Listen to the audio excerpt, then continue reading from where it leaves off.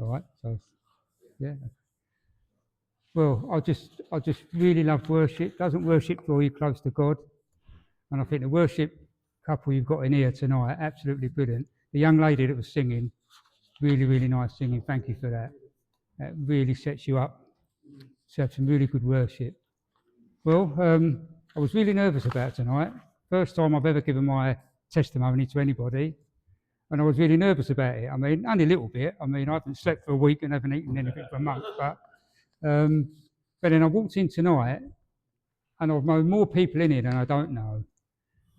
Most of the people that I know in here have got something to do with what I've got on my testimony. Is that all right? Yeah. Okay. Oh, but I'll be twice as loud. Yeah. Okay. Yeah. I come to know Jesus. I was dragged into the church kicking and screaming by my son at the age of about 44, 45. Not my son, me. That was. And all the things I've been involved with since coming to know Jesus, there's someone in more or less in this room that's been in that part of my life, which is just God at work, really. Because I wasn't expecting that tonight at all. I just thought I was going to be in a hall full of strangers and a few CMA guys that I know, but it's actually overwhelming to see how many people in this room that I actually know. Many years ago, me and my wife moved to Brentwood, and I wasn't a Christian. I didn't believe God at all. Just didn't believe any of it. Just, typical, thought it was a load of rubbish. But we wanted to get our kids into a Christian school because we knew the teaching would be better. And we did. We got them into St Paul's Bentley in Brentwood. And so they was associated with St Paul's Church. Not that we ever went or had anything to do with it. As soon as my son was old enough to get on the back of a bike, we was out hurtling around the streets at silly speeds, going to all the biker haunts and see-outs. And one Sunday we was out and I stopped. I smoked at the time, so I stopped for a cigarette and whatever. And my son said, "Dad," he said, he was about 7 or 8 at the time, "when are you going to take me to our church?" And I thought, "Oh, no." I thought, "I'll take you next week." All right. And so next week came and went and I got away with it. I thought, yes, he's forgotten. Brilliant. A few weeks later, we was out again on the bike. He said, "Dad, what? You said you was going to take me to church." "Okay, I'll definitely take you next week." And I thought, right, I'll take him next week, get it over and done with, get it out of his system, that'll be the end of it. And I did take him next week. And it was, all I can think of, it was like, as you walk in, God grabs hold of you. It was the welcome that got me in the first place. The people on the door giving out the books, the way they spoke to you. I didn't realise walking into an Anglican church was going to be so nice. And it was nice. So we kept going back and I was there not even a year. And I got to know a few people. And one of the ladies, Pam, her name was, she was to do with the children and kids work and all that. And she come up to me one Sunday, she said, "I've been talking to God." I went, "Oh yeah," because I'm still not there yet. And he tells me, "You're going to be the youth leader." Oh, no, not me. He's got the wrong person. I don't know youth, don't want to know youth. Wrong person. She went, "All right." About 3 or 4 weeks later in the Sunday service, they was having their little AGM around the church hall at the side. I don't know why it was in the service, but it was. And I've gone to church. I knew the meeting was on, but I've gone to church that day not thinking anything about anything. And we sat there, and part way through the service, I became agitated. I just could not keep still. Felt really agitated. I didn't know why. I just felt agitated. And part way through the service, I said to my son, "Come on, I just need to stand at the back." So we got up quietly, and I'm standing at the back, and I'm fidgeting and pacing. A certain part of the service, I don't know what it was, I said, "Let's just walk around and see what they're doing, man, having the meeting." And he's, "No, Dad, you can't walk out of church." I said, "No, we're only going around here. No one will notice." So we walked round to the church centre, and as I opened the door, Pam, who told me God had been telling her I was going to be the youth leader, was saying to the youth, "And our new youth leader is Jimmy." And she just said it as I walked through the door. And that was my introduction to youth leading. And I thought, well, something's got to be in it. I've learned very strongly since that, I can't remember the verse, but God's got a plan for all of us. And if we're awake and we look out for that plan, we'll see it. And if we follow it, if you follow God's plan, you will have a perfect life. none of us can follow it that well, so none of us really have a perfect life, just the way we are. Um, so that was my introduction to youth work. And in that, all these things overlap what I've done. If they didn't, I'd be about 300 years old, but they all overlap each other. In that, we had a lady named Kerry used to lead the worship, playing the guitar, and a young lady on the keyboard. Not a young lady, middle-aged lady. One of the older ladies that I'd gotten to know in the church come up to me after the service one day and said, "How about if me and you learn to play a guitar? When we're ready, we can get up and help Kerry play the worship." And I've gone, "Oh, yeah, that seems like a good idea," not realising how difficult it can be to play a guitar. So anyway, I went up and spoke to Kerry and told her what our plan was. And she gave me a guitar and a piece of paper this side with 9 chords on it. She said, "Go away and learn 3 of those chords and learn to go from one to the other smoothly and then come back." I thought, "Oh, is that it? Okay." Which I learnt to do. Not very well to start with. Anyone who plays a guitar or any musical instrument will know how difficult it can be. So I did that and started playing in the worship group. And that built and built until I was playing every week. As well as doing the youth work, I'm now in the music in church. Then I can't remember where I heard it from. One of the ladies is here tonight who was part of this. I heard about the Bar and Bus. I don't know if anyone's heard about the Bar and Bus, based in Southend. Charity, they've got, I don't know how many buses they've got now. This was a few years ago, double-decker buses, kitted out with soft drinks, music, tables and chairs. And you take it into your town on a Friday evening. We was parked in the council car parks in Brentwood. And all the youth that couldn't get into the pubs would then come to the bus and give us the grief instead of the doorman. Just the way it works with youth. Absolutely brilliant time. I learnt so much about youth work, working with what you call street youth. Yeah, I don't like saying that, but they are. They're not Christian youth. They just, they do what they want most of the time. So anyway, yeah. So that was another big learning curve in my life. Is working on the Bar and Bus. And the reason I feel God led me to that was I went to the first meeting I had in Brentwood in one of the churches. So all the people that turned up, mainly youth leaders that wanted to do this work, turned up on this particular night. And this guy from Southend explained to us how it works, what we do, rules and regulations. He said, the only problem we have is you can never get enough bus drivers. But it just so happens I was a London bus driver.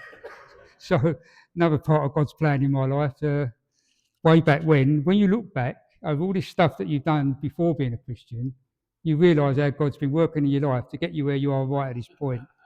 It's just amazing. So that was the Bar and Bus. Then, and this is still all overlapping the music and the youth. It's all. And then we was at a youth event in Dodd Road one night. Bumped into a lady I hadn't seen for a long time. Carol Joyce was her name. I don't know if everyone knows Carol. And we was talking. What are you up to now? I asked her. She said, I'm helping with Alpha in prison, in Chelmsford Prison, doing Alpha courses. That sounds quite interesting, as it does. So I talked to her about it, and she said, well, why don't you come along for one session, see what you think of it? Because it's not everyone's cup of tea going into a prison. So I said, yeah, I'll try that. And you get a special pass, the governor stamps your pass and all that. And I went in for one night doing this with a team of about 6 other guys, men and women, and I loved it. So I carried on going, and spent about 10 years as a volunteer in Chelmsford chaplaincy, doing all sorts of work, not only Alpha. I was actually taking Bible studies, and I haven't been trained in doing that at all. And how I got away with that was you get the prisoners in the room, you ask them, what do you want to discuss? I didn't do a load of research and come up with some big chapter out of the Bible. I just asked them what they wanted to talk about and let them talk. And I got away with that for years, and it really did work well. So, also, what you call wing walking, and it's not on top of an aeroplane. It's you'll get a list of prisoners that want to talk to someone from chaplaincy. So you'll just go from wing to wing, finding the prisoners where they are in their cell, wherever they are, and finding out what they want to talk about. Because you're in there for so long. When they trust you enough, when they know you're all right, you'll get issued with a set of keys and a radio, as some of the guys in here will know, because there's a few guys in here I met in prison as helpers, not as inmates, that is. And that was, I learnt so much. You learn so much about people in a prison, and how dodgy prisoners can be and how they can lie to you. They'll be smiling at you with one hand and taking something out of your back pocket with the other, but it's all part of prison work, really. Then what I learnt from that and sort of the caring for people, it come up with an opportunity in Brentwood for street pastors. So do you know what street pastors are? It's not going out evangelising, it's going out just looking after the people in your town, the drunk people mainly, on a Friday night. So I got into that in Brentwood at the time when the Only Way of Essex was doing the rounds, and the Sugar Up. Everyone, coached loads of people, mainly girls, was coming from all around Europe to the Sugar Up on a Friday night, and all the hotels in Brentwood was just full up with people staying for Friday night. And again, God's timing, His plan for you. He got the street pastors in Brentwood at the time the Sugar Up and the rest of the town needed it. And I soon learned the first 2 or 3 times people would come up, see you with your uniform, street pastor written on your hat and all the rest of it. What's a street pastor, they'd ask. And say, oh, we're all from different churches. I've actually had people, as I say that, turn around and walk off. And you think, oh, they glaze over. So I soon learnt you don't say we're from churches. What you tell them is that it's your part of the town, it's your town, and you want to keep it safe. So we come out to look after people. After about 10 minutes of chatting with someone, they'll ask you, are you from a church? You'll go, yeah, but they've got to know that you're normal by then, so they'll carry on talking to you.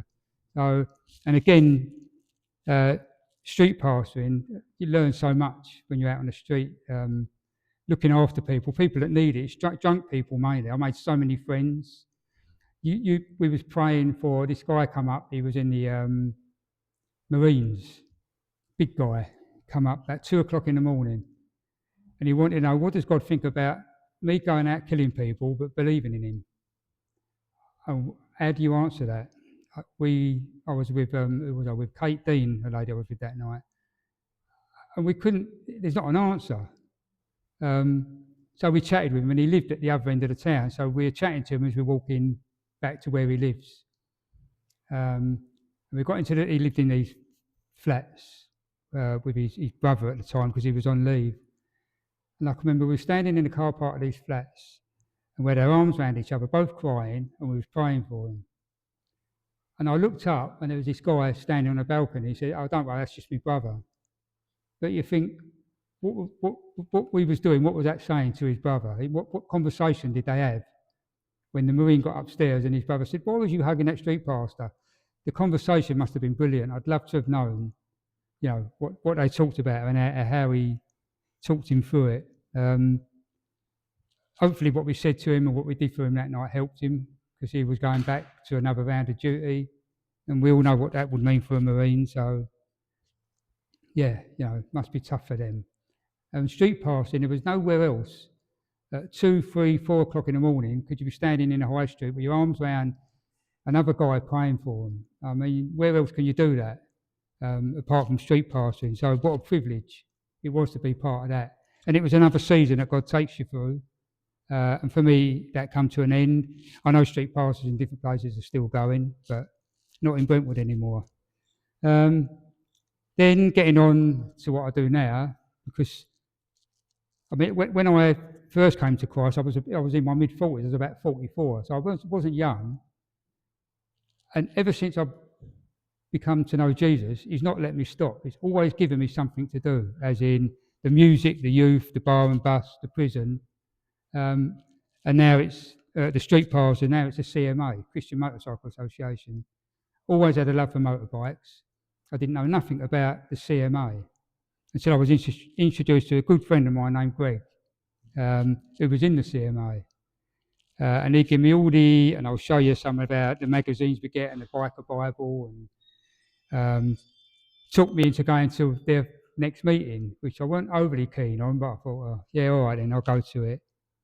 And I just loved what I heard. I loved what they did, the fact that you go out on the thing you love doing, which is riding a bike, talking to other bikers. I mean, it couldn't get any better.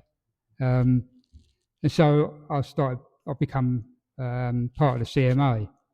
And I wasn't in it was not even a year.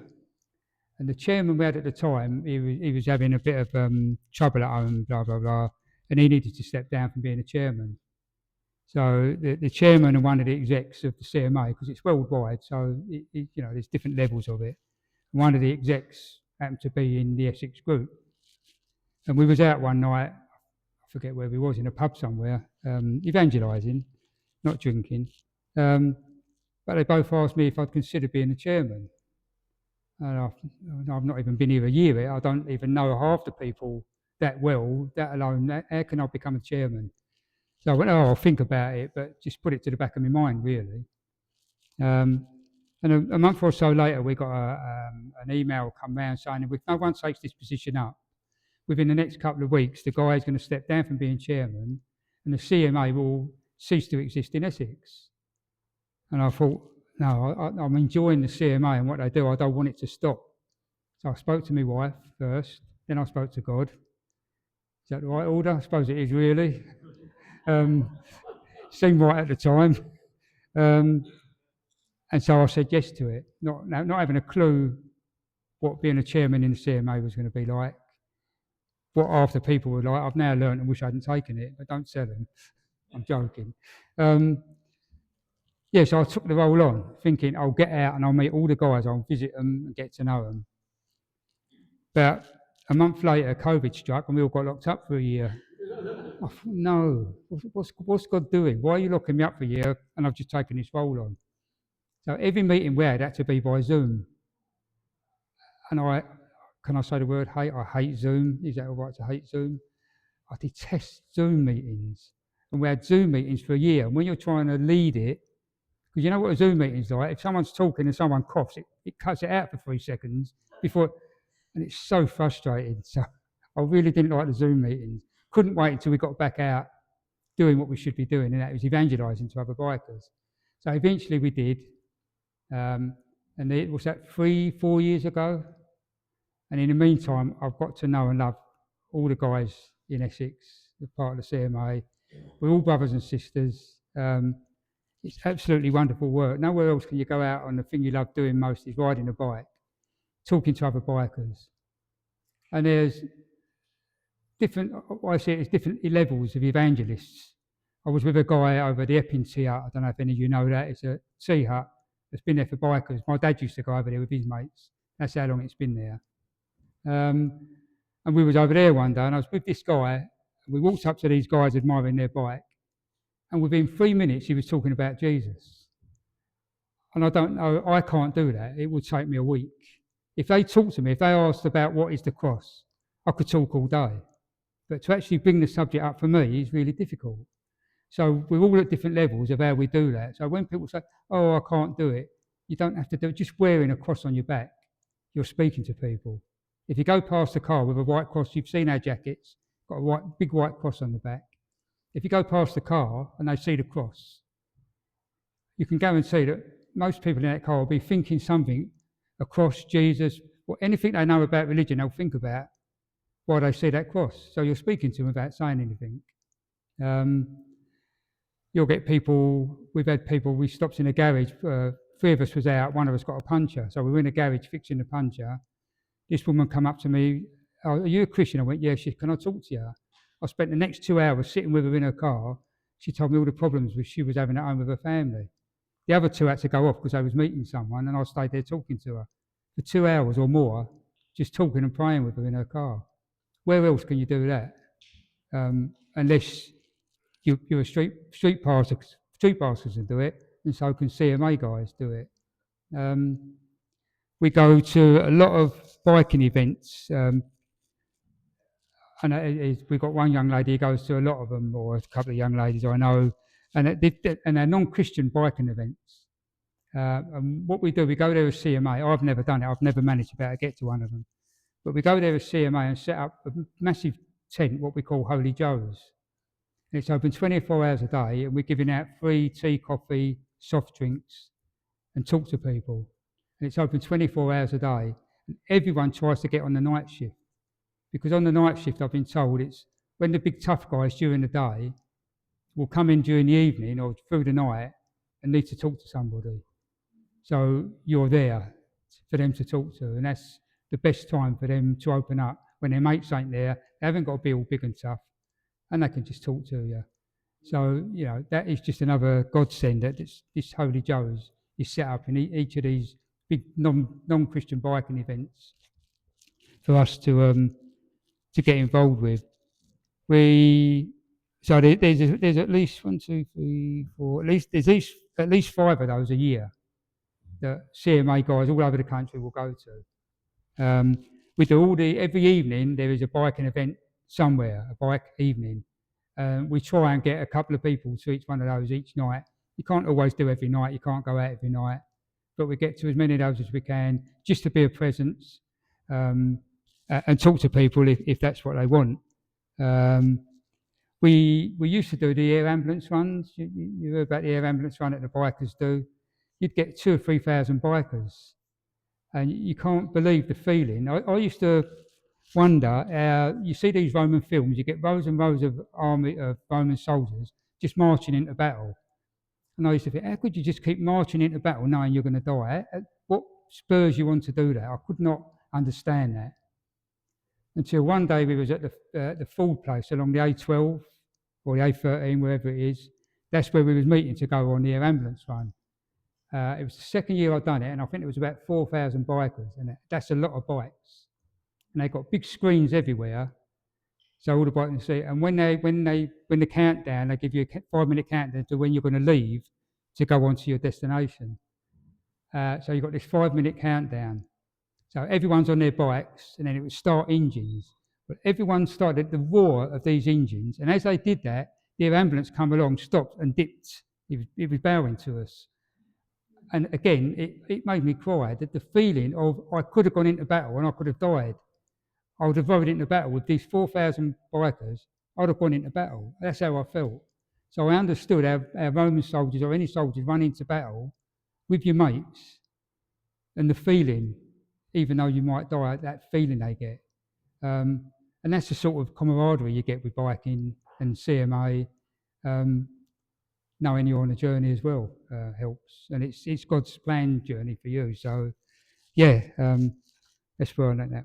How much longer have I got? Am I all right for time? Yeah, I could waffle all night really, but I won't. I'm probably missing out a lot as well. We've just started getting involved. Some of you will know the Love Essex things that go on in Southend and Chelmsford, where the churches get together in that area, and they'll be in the town centre somewhere, and have worship bands going, all different Christian things going on and all that. And they invited us there. That's what's great about. They invited the CMA to take part in that. So we will have a gazebo. We'll have all our bikes lined up. So any bikers coming through, it's got somewhere for them to head for. We give out what we call biker Bibles, because they are biker Bibles. A little Bible like that, which are donated to the CMA. It's the New Testament, but either side, it's biker testimonies of how they become Christians, how they met Jesus, and all about their bikes. We've given away, I did write it down on there somewhere, thousands upon thousands of these. Since 2020, we've given over something 200,000 of these bikes. Obviously, you have to be wise in who you give them to. If someone's just going to roll their cigarettes with the thin pages or whatever, you don't really want to hand them out because they've got to be paid for. But sometimes you'll be walking past a bike and something will, and you just leave it on the bike, hoping you've left it on the right bike, that person's going to pick it up and read it. Or, like in Chelmsford or Southend, we just leave them on our bikes, and people can come along and just take them. I think the last one we did was Chelmsford.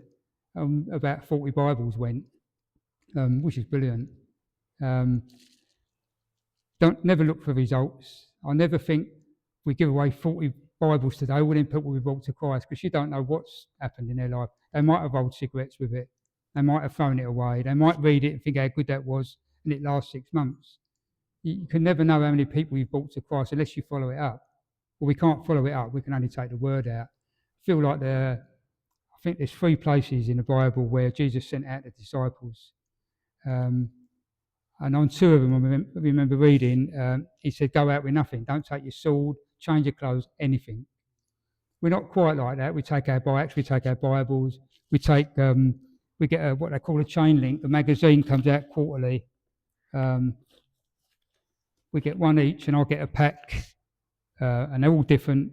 And it's the CMA guys will write their stories, what's happened over the last few months. So we just give them out to people that want to take them. I've got a stack here, all backdated ones, so I'll leave them here, and please take them and read them and pass them on, because you get some really good stories in there. From guys all up and down the country. CMA is worldwide. It's in about 20 different countries. So a lot of work goes on around the world with CMA. We're the Essex branch. You've got branches all over England. Some areas haven't got a branch at the moment, but most areas have. We run slightly different. When I first took over being the chairman, I didn't have a clue how to run it, what to do. And the guy who was the exec, he said, you run it how you run it. All chairmen are different, but be the chairman. If you're going to be the chairman, be the chairman. Don't be afraid to be the chairman. And you run it how you run it, because you will be different. Don't try and follow the last chairman, which made it really easy. So I'll thank him for that, because, you're not trying to follow on in anyone else's footsteps, which makes it a lot easier. We also, one of the things I like, because of the homemade cakes, we get invited to village fetes. There's about 3 a year we get invited to now. And they're always nice and quiet. There's no big bikers strolling around. And as I say, you get all the ladies that's done all their homemade cakes and all that. So it's a really nice day. And you get the little dog competitions and all that, and it's quite a nice day, really. We also meet up with the CMA from Suffolk. We meet halfway up the A12 at one of the diners once a month, and just have a social with the CMA from Suffolk. We've just been on a camping weekend in Sizewell, which they organise and invite us along, and Norfolk Borders CMA as well. And it's just nice, relaxing time. We go out, and it can be hard work talking to other bikers if they just dismiss you, whatever. But these events, it's just CMA guys, and it's nice and relaxing. Next weekend we've got our national rally up in somewhere in Wales. I can't remember the name of it. Ostracy. I can't even say it. That's it, yeah. And we do that every year. And again, it's a CMA from all over Europe, and it's just a wonderful weekend. Guys you met from last year, you meet again this year, so you reaffirm your friendship and you make new friends as well. I get on quite well with the guys from Ireland, so I can't wait to see them again, because they have a good laugh. So that's come, and God has blessed us again with the weather. It's going to be nice and warm and sunny next weekend. We camp, most of us camp. So so that's the work of the CMA. I've missed out a lot. I know we haven't got all night, so I will close. But if you want to ask any questions, if I've missed something, you want to ask anything about bikes or anything at all, just come up after and we can have a chat. Thank you for listening. And